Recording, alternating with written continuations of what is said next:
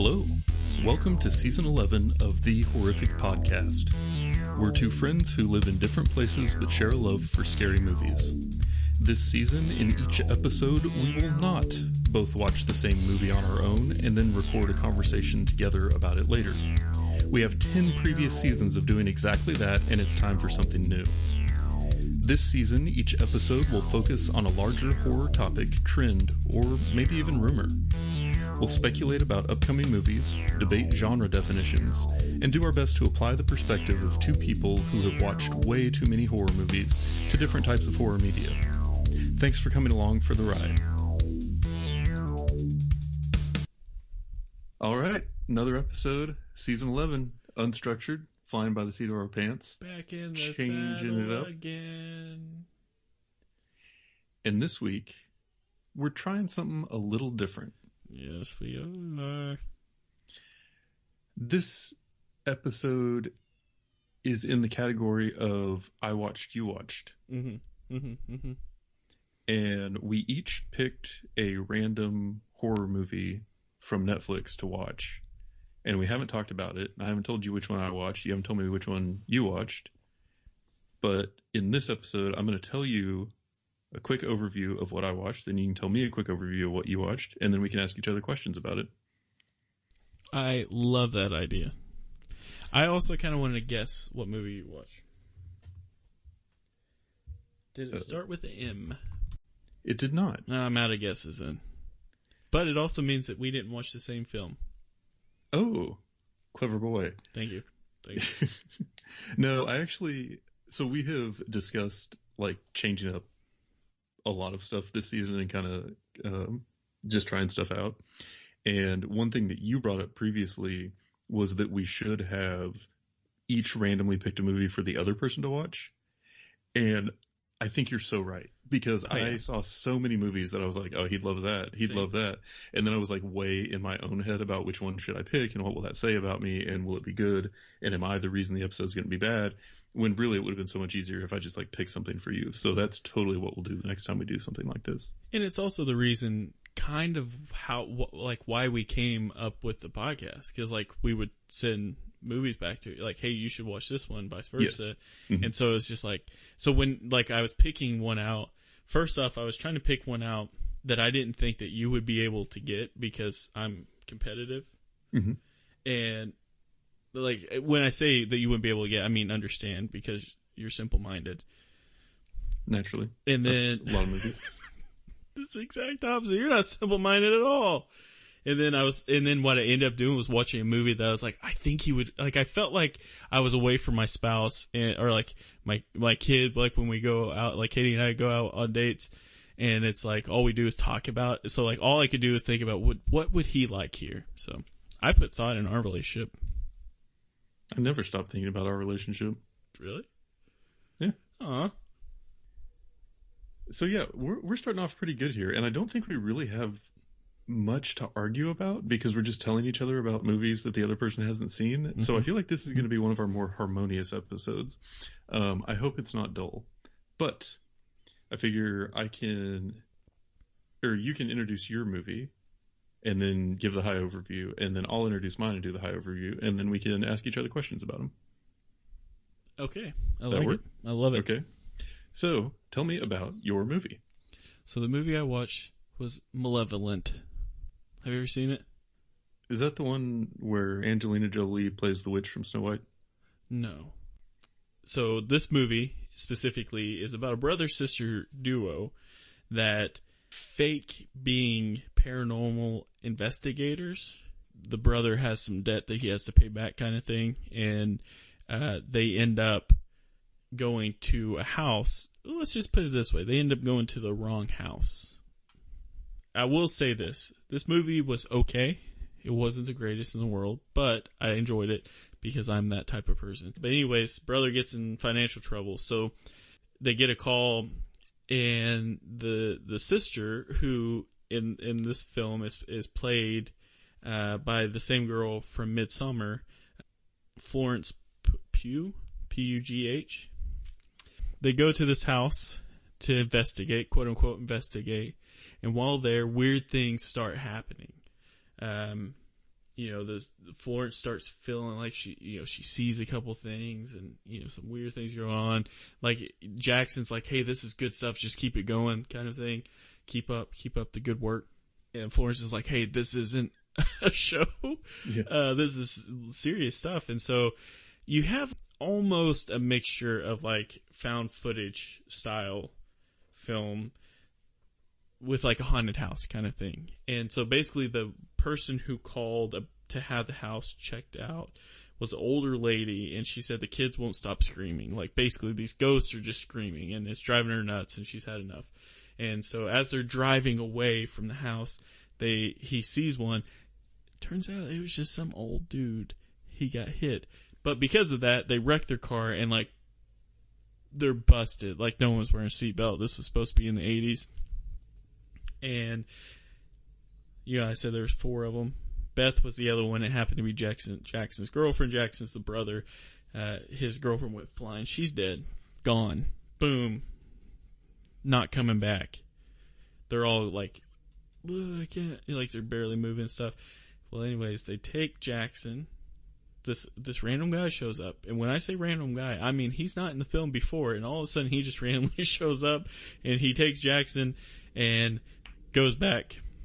And they start, basically this guy and this older lady start torturing Jackson. You come to find out, the old lady is the reason why the ghost kids, all have their mouths sewn up. That's what she does. She sews their mouth up and like kills them. Because she, like, people just make too much noise kind of thing. Like she's just crazy. So then, Jackson is like, he was taken to the shed, killed. But Florence, she goes in there. Oh, Elliot basically crawls his way back to the house because the wreck happened right out there, and distracts them long enough for Florence to get out, and they kind of scuffle, fight. Elliot ends up killing the guy who took them, who randomly showed up, stabbed him. And then the lady got pissed and she tries to kill Florence, and then Florence gets the kids who were screaming to help them. Like they start screaming and it drives the old lady crazy, and then they get away. Whew. So that was the movie I watched. That sounds intense. It was actually not bad, man. Like it doesn't have a high rating on like IMDb or anything, which I didn't know at the time. I was just picking out, like we were watching trailers. Yeah, it's like, this seems like it has like like a eerie feeling overall, and so that's why I picked it. But I didn't think it was that bad. I could get into the things I think's bad after you tell me your movie, though. I'm interested about that. Oh yeah, I'll have some follow-up questions for you here in a minute. The movie I watched was called His House, and it's from 2020. Ooh. And it is on Netflix, obviously, but that is the only place that it has been, as far as I can tell. It originally premiered at the Sundance Film Festival in January of 2020, which was a real terrible time to be premiering a movie because it got pretty favorable reviews from critics, but then obviously the whole world shut down. And so instead of, going to theaters like I assume it would have, it just ended up on Netflix. Gotcha. But this movie is kind of a different take on things. I know that we've talked previously about liking movies that have kind of like folklore from other cultures involved. And it's about 2 Sudanese refugees who immigrate to London, or some outlying area of London, to seek asylum. And while they're there, they have very strict rules that they have to abide by, one of which is that they have to live in the house that is provided to them by whatever government agency is handling the processing, and it's a complete wreck. So lots of holes in the walls, lots of noises at night, lots of people walking by all the time and stuff. So most of the movie has just kind of that like kind of creepy, what's going on, what's moving in the walls type thing.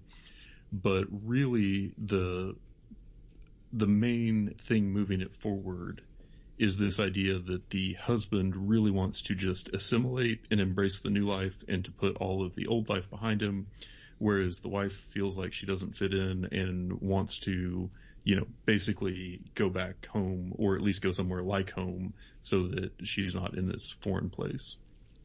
And they both become convinced that there is a witch living in the walls. And there's sort of a vague reference to some kind of, specifics in the story around that, and some legend that the wife very much embraces and says that this is just a reason why we need to leave. Like, we'll never, be safe here. It will always stay here. Whereas the husband is trying to get away from it or ignore it or whatever. They also had a daughter that they lost through the immigration process while they were trying to get out of their home country. And so there's a lot of kind of haunty ghost stuff going on in the background, type scares going on. And it's also a little, like, I feel like it had a lot of ideas for really cool shots and setups, and it delivered pretty well on that. But it also had a much larger story that it was trying to tell around, like, coming to terms with loss, coming to terms with, tragedy in life, and the way that can affect you and change you, and how you choose to move on from it. And so there were some legit scares, but there was also sort of like the larger moral story that it was trying to tell that made it get a little long at the end. Oh. So, really, really beautifully shot and made movie, though. I thought it was pretty good acting. The story was very, like, it felt very much like it was trying to prove a point, and it was trying to make a lot of references and kind of add some twists and bring everything full circle. But there were also some things that if you kind of stopped and think about it, like you're taking notes and you're like, and they said this because they needed to move the plot forward. Mm-hmm. But, obviously high budget, really well made movie, shot really well, and you can watch it for free on Netflix. Nice, man. We actually, this was one of the ones that we were considering doing. Oh, really? Mm-hmm. Nice. Yeah. So, I'm glad that you watched it, though. Yeah. But now that we have been through our introductions, it's time to start grilling each other. Let's do it. So here's what I got for you. Okay. What other movies that we've watched did Malevolent most remind you of? So in a way, it reminded me, like, not the quality wise, but like of a mixture between Haunting of Hill House and also Bly Manor, because it was like 80s, supposed to be in the 80s, and involved a house that's obviously haunted. Sometimes it also reminded me a little bit of like Conjuring, Insidious era, style, just with haunted house again, and then it reminded me of like Wreck, and like the Insidious part, it reminded me of Insidious specifically based off of like, you had these people coming into the house to try to stop it. But I would say like those general films and TV shows are what this reminded me of. So you said Wreck. I guess that means it leaned pretty hard into the found footage stuff? No, not necessarily. It was just more so like the style of like, I'm thinking of like when they're walking through the, the apartment complex that they're at. It's just kind of eerie, dark, and like everything's kind of just brown. Like it's an old haunted house, basically. Gotcha. Film. Yeah. Cool. Well, what questions do you have for me? Well, I figure we'll just play tennis here. Go back and forth. Yeah, let's just do it. So, one of the things that I was reading about, or that when I was watching this, and I was kind of looking up and reading about the films, was talking about how this is supposed to be pretty genuinely, like, scary.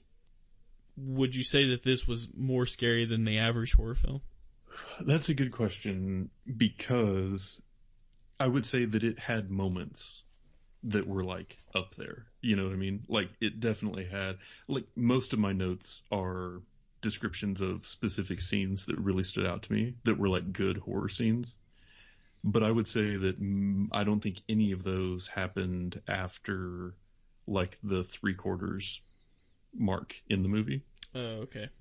And it definitely went into that, like, I'm trying to wrap up the story now, more so than I'm trying to be scary mode towards the end.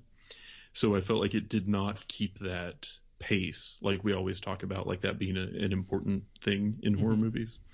And so by the end, I was not really pulled in or like on the edge of my seat at all.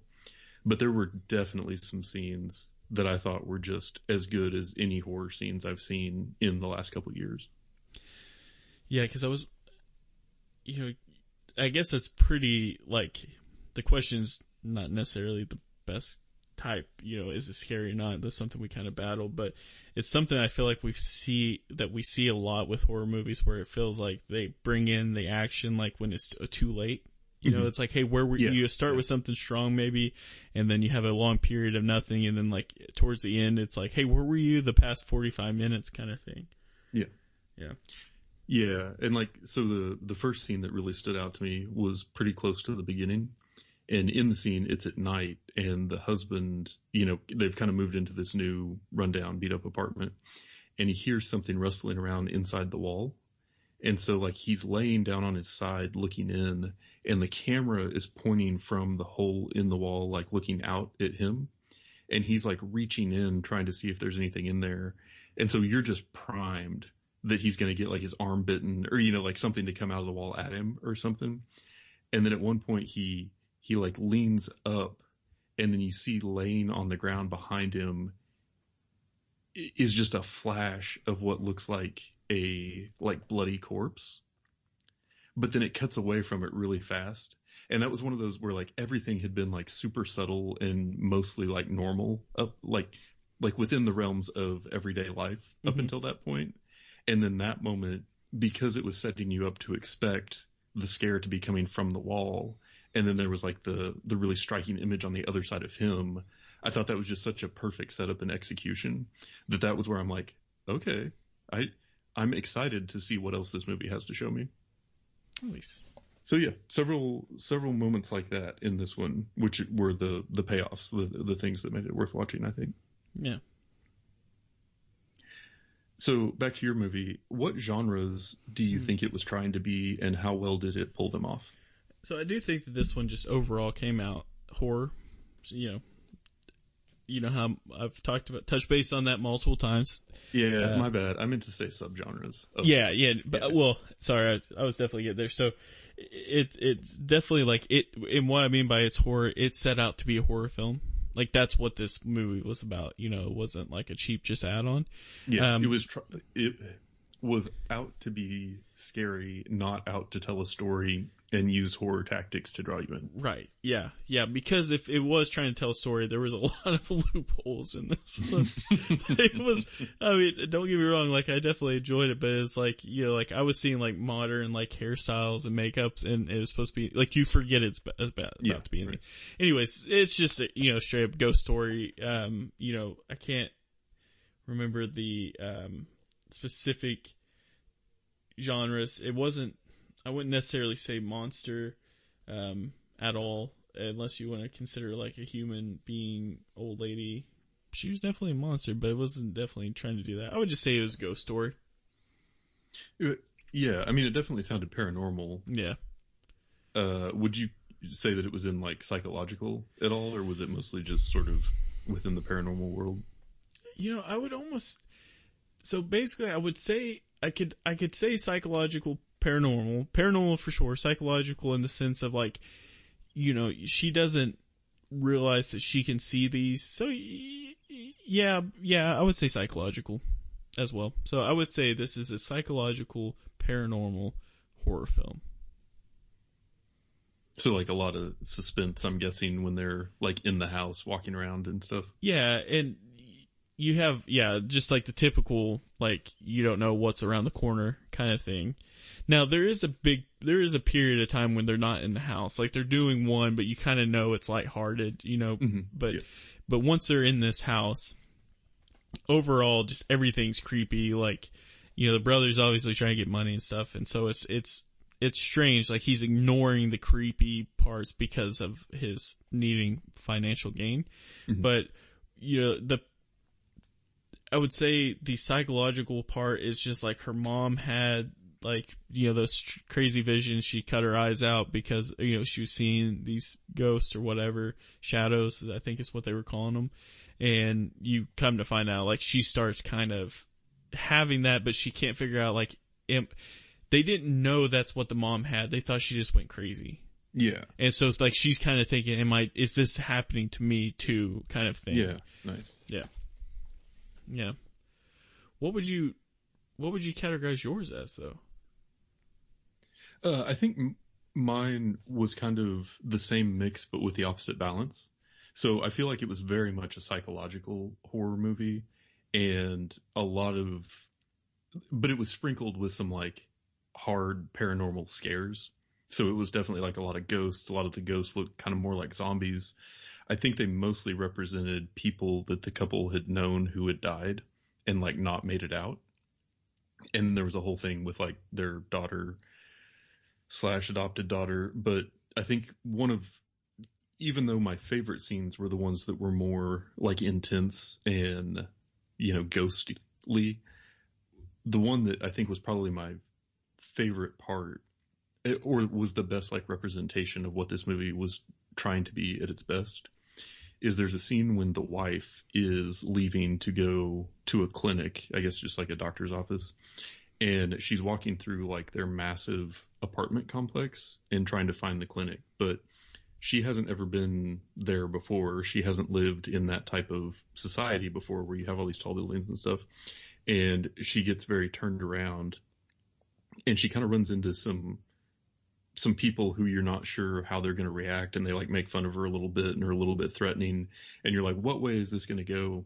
But there's kind of that as the distraction. But as she's walking, she's getting like more and more lost, and the camera is just kind of like rotating around her, and she's going through these like narrow kind of places like between fences and stuff, and then she keeps seeing this same kid who's like kicking a soccer ball, but in like different areas. Ew. And so it's almost like she's in this maze, and everything is kind of like moving and twisting around her. And the camera work is just so good, and you totally lose your whole sense of direction. And just the whole way that scene was presented was just really intense, and you have no idea what's coming next. And it was really engaging without even having to do anything as far as, you know, crazy special effects or, you know, monsters or ghosts or anything. And so that, I feel like, is more the vibe of this movie. And there was like a lot of that type of thing where you're in a situation that you don't quite understand, but it feels super tense, and you really don't know how it's going to go or when the danger is going to hit.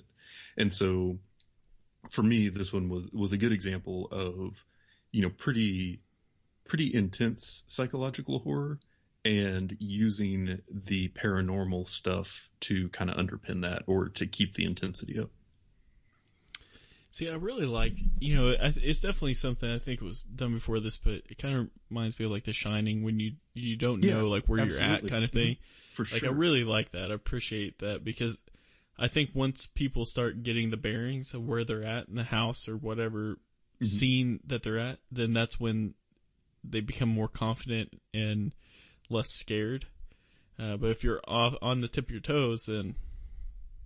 Well, and I feel like that's such an effective technique in a movie too, because you can, with, you know, the way that you're filming it, create completely nonsensical environments. Like you can have camera angles that don't make any sense for the physics of the movie, because it's all, you know, sets, and you have the freedom to edit things together and do that.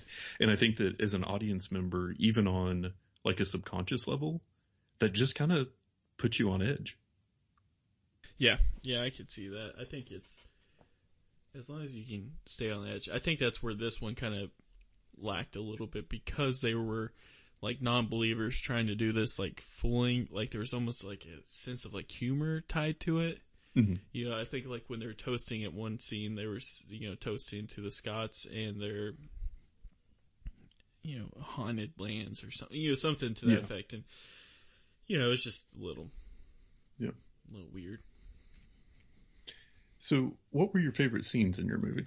So I think one that really sticks out is when the brother and sister are first get to the house the final house that they're at, the one with the screaming kids, and they look behind. They're like in the basement kind of area. It's real dark. They're using flashlights, and there's like something written on the wall behind some wallpaper, and I can't remember who first like kind of pulls a little piece down, but you find it's not written like by pen or pencil or crayon or marker. It's like carved into like stone into the basement, and it's things like saying like help and like, you know, like run and stuff like that. That's just like obviously something was there, and like it, but the way it was presented didn't make it seem like, it didn't necessarily make it seem like it was ghosts that were trying to warn them. Mm-hmm. It was almost like it was warning other people who were down there, you know, which it turns out that's what it was about. But, you know, it's just the way it was kind of presented, almost like in, you know, a couple horror films, they'll have like the fingernail scrapes, you know, on the walls. Yeah. It is kind of the same concept, but I think that just kind of, it was early on, and towards the ending, like, this had a really long ending. Basically, I consider it when they get to the old house. Yeah. So, but like, that was like the start of like them getting there and like what to expect in the future. So it was just kind of set the stage in a way. Yeah. And I would say that was probably one of the better horror scenes. Did I ask you 2 or 3? I think you've only asked me 2 so far. Yeah, you kind of went into your favorite scene in the last one, though. Oh, I got more. Oh, do you? Mm-hmm. What were your other favorite scenes? Well, so like I said, for me with this movie, it was mostly a lot of filler and then some really good horror scenes. and I say filler, that's a little bit dismissive. Like, a lot of the in-between was building the story in a way that had a lot of suspense to it. And a lot of, you know, like I said, kind of more of that psychological, on edge, not quite sure what's going on type stuff. But the scenes that hit, for me, really hit. And a couple that I hadn't mentioned yet was, there's one where the husband hears footsteps at night. And so he's in this, you know, crappy apartment, holes in the walls, electric doesn't work reliably, and he hears footsteps. And there's been people outside all day. There's like these gangs of kids causing trouble and stuff. So he hears footsteps, and you don't know if it's somebody coming in to attack him or if it's something paranormal or what's going on. But he gets up and goes downstairs. And this is odd because he also noticed a strip of wallpaper, but it just kind of like falls down off the wall. And he goes over to look at it, and there's a hole behind it. And there's like an exposed wire hanging down. And so he starts pulling it to try and get it out of the wall. And while he's doing that and focused on it, you see the door behind him just open. And then shortly after that, there's a scene where you see a figure just kind of pass by. And it's just that intensity around, I know something that the character on the screen doesn't. I feel the danger coming, but he's not aware of it. And this is after the previous scene where you saw the corpse on the ground behind him. And just the way that was pulled off. And again, you know, camera, sound, all of the stuff they did with it, I thought really made those scenes work well. And then there was another one where he has managed to fix the electric. So he's trying to repair the apartment the whole time, whereas the wife is like sitting at the table having conversations with the witch in the walls that he can't see, like real weird stuff. But he's just obsessed with the idea of like fixing it up and making it like a proper home and everything. And he finally gets it fixed, and then it's nighttime again. And it's like when the lights are off, the room is full of these like decaying zombies that are attacking him. But when the light's on, there's nothing. But then like the switch flips, and it's just super crazy, intense. Again, like just describing it doesn't sound that great, but with the sound and the visuals and everything, it was really good. And then also what looked like his daughter, who I mentioned had died previously, is there in this kind of like tribal looking mask with a knife. And she's just like running and bouncing off the walls and ceiling and like trying to cut his throat through a lot of this. And it's just, the intensity of it is crazy. Like it's really, really dark because, like I said, you don't really have a good, strong handle on what's going on if the witch in the walls is real, or if they're both just having trouble adjusting, or is it all symbolic, or is it a bad dream, or what's going on. And so for most of the movie, it kept that feeling up pretty well. And those scenes of like the intensity like that were used, I felt like, just often enough that it kept that feeling of anxiety in between them, up until, like I said, kind of the last 30 minutes or so. What would keep them from just keeping the lights on? So the stuff was happening all over the house without them touching it. So. Gotcha. Okay. I kind of want to touch back on my scene real quick, because I don't think I gave it the best part. Like, I didn't explain it well enough. So, like, while they're like the brother and sister are like tearing the wallpaper down, mm-hmm. It's being filmed so the lady who owns the house who called can see the stuff that's going on. So they're not recording it and then showing them, like it's like kind of a live like showing. Real time. Yeah. And so like she's seeing them do this, and as you at the end when you realize that she's the one who's like causing all this thing, you think like, oh, she's acting that way not because she's curious, it's because they're noticing something that she did. And I don't know if I think she thought that she could hide it well enough, and so it's like a little bit extra panic. At the time, you're like, oh, she's acting like kind of a little strange, but then you find out why. So it just kind of made it a little bit better. Nice. Yeah. Overall, though, I feel like, maybe if this was like, I don't know if I just went into this one with a little bit different of a mindset, where it was just like, this definitely isn't one of the top horror films of all time, but it was just like, hey, was just enjoyable. It was just like something that, like I didn't feel like I wasted time after watching. It was like, oh, cool, like all good. Definitely not the greatest. There's definitely a bunch of loopholes. Yeah, but it wasn't bad. Like it was set out to be a horror film, and it was one. So I gotta appreciate that. Yeah, and his house was only, like, I guess 93 minutes, which isn't a lot, but it felt a lot longer. And I think part of that is because it was just such a rush, up and down there in the beginning, and it kind of almost like wore you out with how intense it was. And then for that last, 15 minutes or so that it was a lot slower, that part really felt like it dragged on. So I know that I've mentioned a few times I didn't really care for the way that it wrapped it up and ended, but it's really not a huge time investment, and I thought it was a fine horror movie. Like, I'd recommend it to people. I'm not in a hurry to watch it again, though. Yeah, I think we'll watch it just because it looked good, like when we were, like I was saying, when we were searching. Yeah. But it was kind of the same, like the one I picked, which I swear I didn't pick because of it. I think it was only like an hour and 20-something minutes. Or 88 minutes. Yeah, I hard vetoed some movies that I thought, I was like, oh, that one looks good, and it's like 2 hours 20 minutes. Yeah.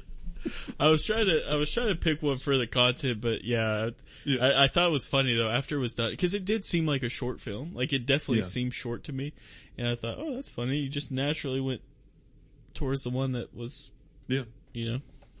no movie popcorn. I'm not sitting there for 2.5 hours. No kidding. Yeah. So yeah. Anyway. Yeah, that I thought went well. I enjoyed just kind of picking one at random, not knowing what I was getting into, and that was fun. Sounds like yours was a good experience as well. And maybe the next time we do something like this, we will pick movies for each other. I like it. And go from there. I like it. Because when we should pick movies that we think the other one's going to like, don't sabotage me. Oh, yeah. I think we need to definitely at least do it twice. That way there's an incentive not to sabotage. That's true. Yeah, for sure. Because it's like, I got my list going, basically. Under the Skin Part 2. Yeah. I would just make up what it's about. Yeah. We watched a ghost story once, but can you really judge based on a single viewing? I've been through a lot of shit with this podcast, man. And that's it for today's episode. If you've listened this far, then thank you, and we hope you've enjoyed it. We're always looking for new ideas, so if you have any questions, comments, or movie suggestions, please send us an email at thehorrificpod@gmail.com, or feel free to comment on or message our Facebook page. Just search for The Horrific Podcast. Thanks for listening.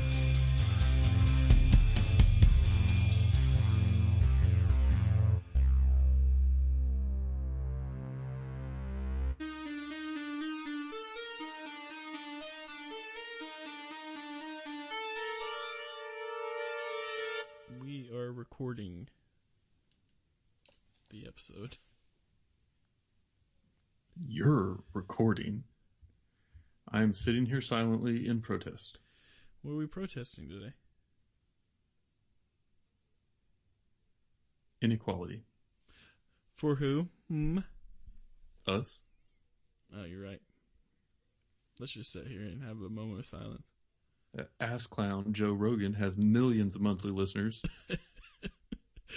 What do we got? I'm gonna write a letter to Spotify and say, look, it's either him or us. Yeah, that's a good point. Yeah.